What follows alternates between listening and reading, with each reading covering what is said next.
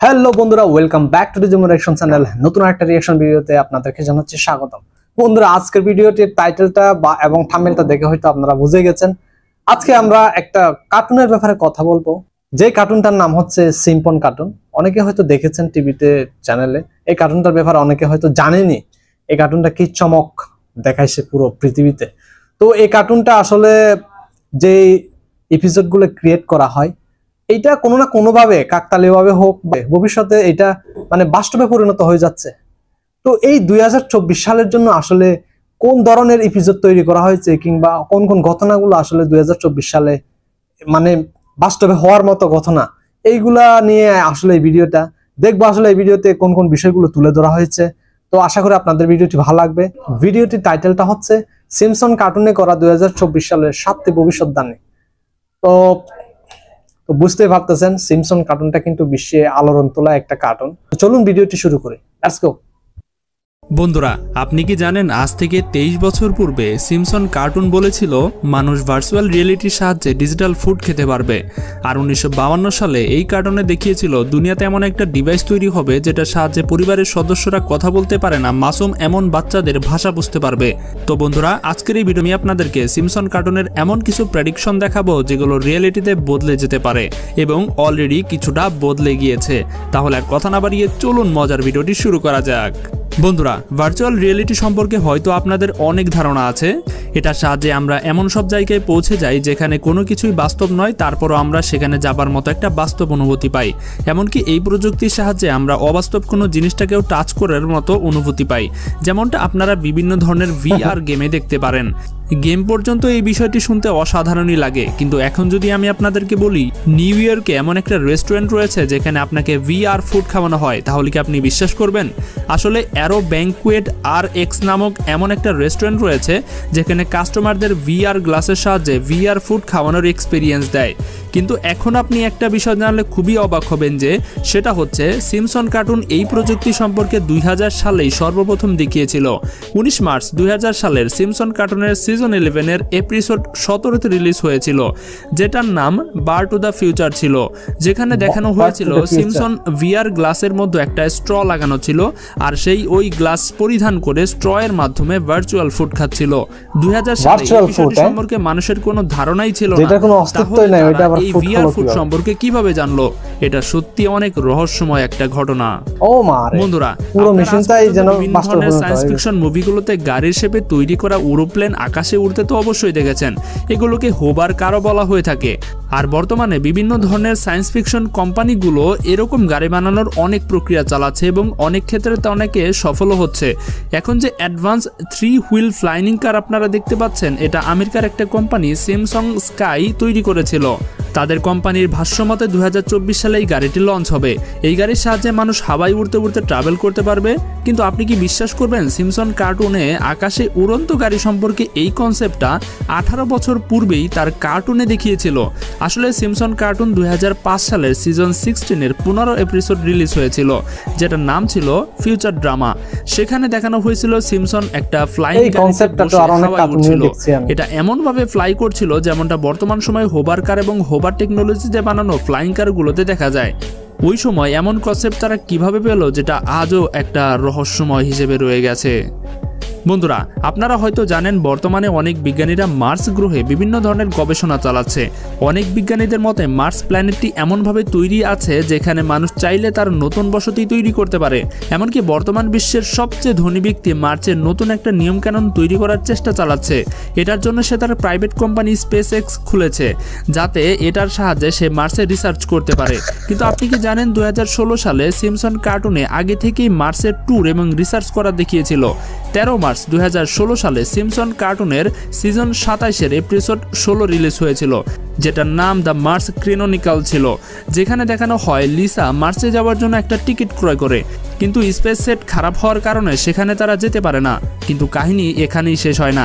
এই এপিসোডের শেষের দিকে 2051 সালের একটা দৃশ্য দেখানো হয়, যেখানে মার্স এবং লিসা দুইজনকে মার্সে বসবাস করতে দেখা যায়।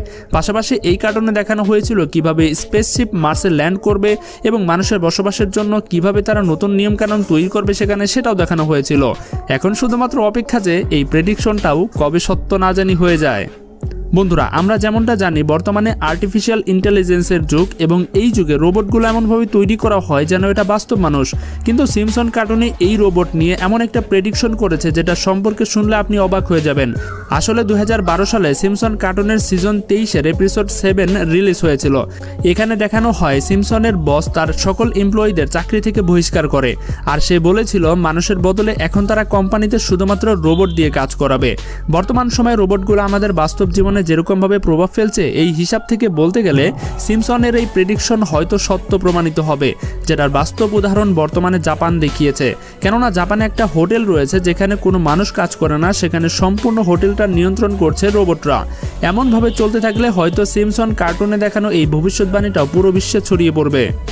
বন্ধুরা, 2015 সালে সিমসনের একটা এপিসোড রিলিজ হয়েছিল যেটার নাম ছিল বার টু দ্য ফিউচার, যেখানে দেখা যায় সিমসন একটা সাইনবোর্ডের উপর দিয়ে উড়ে যাচ্ছে যেটার মধ্যে ট্রাম্প 2024 লেখা থাকে। এই এপিসোড 2015 সালে রিলিজ হয়েছিল। এরপর 2017 সালে ট্রাম্প বাস্তবেই প্রেসিডেন্ট হয়ে যায়। যদিও ডোনাল্ড ট্রাম্পের প্রেসিডেন্সি 2021 সালে শেষ হয়ে যায়, কিন্তু 15 নভেম্বর 2022 সালে পুনরায় ট্রাম্প অ্যালার্ট করে দিয়েছে যে আবার সে ইলেকশনে লড়বে। সিমসনের ভবিষ্যৎবাণী যেভাবে সত্য হচ্ছে তাতে মনে হচ্ছে 2024 সালে হওয়া আমেরিকার প্রেসিডেন্সি নির্বাচনে আবারও হয়তো ট্রাম্প ক্ষমতায় আসতে যাচ্ছে।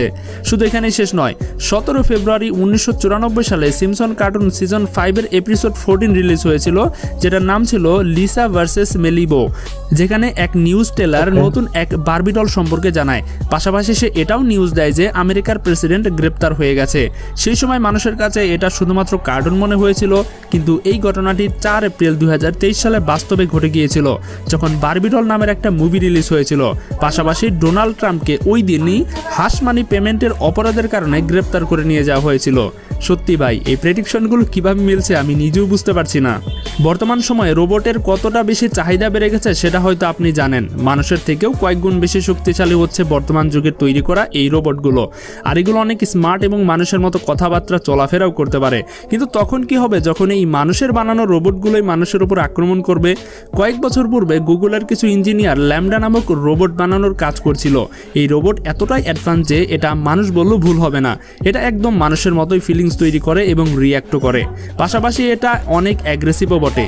গুগলের ইঞ্জিনিয়ার বলেছিল সে এটা ভেবে ভয় পাচ্ছিল যে এই অ্যাগ্রেসিভ রোবটটা হয়তো মানুষের কোনো খারাপ প্রভাব না ফেলে দেয়। যদিও এই কমেন্ট করার জন্য গুগল কোম্পানি থেকে তাকে বহিষ্কার করে দেওয়া হয়েছিল। কিন্তু আপনি হয়তো বিশ্বাস করবেন না, সিমসন কার্টুন 1994 সালেই এই রোবট সম্পর্কে প্রেডিকশন করে দিয়েছিল। এই কার্টুনের সিজন 6-এর 4th এপিসোডে সিমসন তার ফ্যামিলির সাথে একটা ডিজনিল্যান্ডে ঘুরতে গিয়েছিল। সেখানে সকল স্টাফ রোবট ছিল। তারপর সেই সকল রোবট মানুষের উপর হামলা করতে থাকে। যদিও এরকম রোবট বর্তমান বিশ্বে তৈরি হয়ে গেছে, কিন্তু যদি এমনটা সত্য হয়ে থাকে তাহলে মানুষের উপরে ভবিষ্যতে অনেক খারাপ একটা প্রভাব পড়বে বলে ধারণা করা হচ্ছে। বন্ধুরা, ছোট বাচ্চাদের কথা যদি বলতে চাই তাহলে এরা কথা বলতে পারে না, শুধুমাত্র কান্না এবং ইশারার মাধ্যমে তার পরিবারের বাবা মার সাথে কথা বলতে থাকে। এখন একটা বিষয় জানলে আপনি অবাক হবেন, সুইজারল্যান্ডের একটা সফটওয়্যার ডেভেলপমেন্ট কোম্পানি ড্রিম নামক একটা সফটওয়্যার ডেভেলপমেন্ট করেছে, যেটার সাহায্যে বাচ্চাদের শব্দের মিনিং জানা যাবে। প্রথমবার শুনতে এই শব্দটি আপনার কাছে খুবই অদ্ভুত মনে হবে, কিন্তু এটা স্বাভাবিক এবং এটা বাস্তবে ঘটেছে। কিন্তু এই সফটওয়্যার একদম রিয়েল। যদিও এই সফটওয়্যারটি এখনো আন্ডার ডেভেলপমেন্ট রয়েছে, হয়তো খুব শীঘ্রই 2024 এটা লঞ্চ করার সম্ভাবনা আছে, যেটার সাহায্যে বাচ্চারা কান্না করবে বা ইশারা করবে, যেটার মাধ্যমে তার বাবা মা বুঝতে পারবে যে তার বাচ্চা আসলে কি চাইছে। এমনকি এই সফটওয়্যার আপনার বাচ্চাদের ফেস স্ক্যান করে মুড অবজারভেশন করে তার বাচ্চা কি চাইছে সেটাও জানতে পারবেন। যাই হোক, এই সফটওয়্যারটি বর্তমান বিশ্বে এখন তৈরি হচ্ছে, কিন্তু এটা সিমসন কার্টুনে 1992 সালে দেখানো হয়েছিল। 27 এপ্রিল 1992 সালে সিজন 3-এর এপিসোড 24-এ, যেটার নাম brother can you space to time, এটার মধ্যে একটা বেবি ট্রান্সলেটর দেখানো হয়েছিল। এটা এমন একটা ডিভাইস যেটার সাহায্যে বাচ্চাদের হু হা শব্দের মিনিং বোঝা যায়। সত্যি এই কার্টুনটি অনেকটাই মিস্টিরিয়াস। কিভাবে যে ভবিষ্যৎবাণীগুলো মিলে যাচ্ছে আমি নিজেও বুঝতে পারছি না। তো বন্ধুরা, ভিডিওটি আজ এই পর্যন্তই। ভালো লাগলে অবশ্যই আমাদের চ্যানেলটি সাবস্ক্রাইব করবেন এবং ভিডিওতে একটা লাইক দিবেন। দেখা হচ্ছে পরবর্তী পর্বে মজার কোন এপিসোড নিয়ে। আজকের মতো এখানে বিদায়। আল্লাহ হাফেজ। ডেঞ্জারাস একটা কার্টুন। উনি লাস্টে যে কথাটা বললেন, আসলে কার্টুনটা খুবই মিস্টেরিয়াস। আমি জানি না এর নির্মাতারা কিভাবে প্ল্যান করে এই এপিসোডগুলো তৈরি করেন, যেগুলো আসলে ভবিষ্যতে সত্যি সত্যি ঘটে যাচ্ছে এই কার্টুন অনুযায়ী। ডোনাল্ড ট্রাম্পের প্রেসিডেন্ট হওয়ার ব্যাপারটা তো সবাই জানে, খুবই আশ্চর্যজনক ব্যাপার এগুলা। তো সিমসন কার্টুন থেকে আরো অনেক এপিসোড থেকে হয়তো বা ভবিষ্যতে এগুলা বাস্তবে পরিণত হতে দেখবো। তো বন্ধুরা, আপনাদের কি মতামত? একটা জাস্ট একটা কার্টুন যে ভবিষ্যতের অনেকগুলা প্রেডিকশন বলে দিচ্ছে, বিষয়টা আপনারা কিভাবে নিচ্ছেন অবশ্যই কমেন্ট সেকশনে জানাবেন। আর যদি ভালো লাগে একটা লাইক কমেন্ট, চ্যানেলটি সাবস্ক্রাইব করে পাশে থাকবেন। তো সবাইকে অসংখ্য ধন্যবাদ, দেখা হবে নতুন কোনো একটা ভিডিওতে। See you.